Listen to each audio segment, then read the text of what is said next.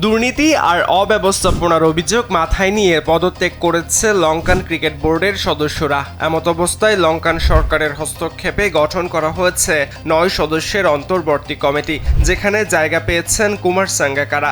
তবে তার চেয়েও বড় বিষয়, লঙ্কান বোর্ডের বর্তমান অ্যাডহক কমিটিতে রয়েছে একাধিক রাজনীতিবিদ, ব্যবসায়ী ও কর্পোরেট ব্যক্তিত্ব।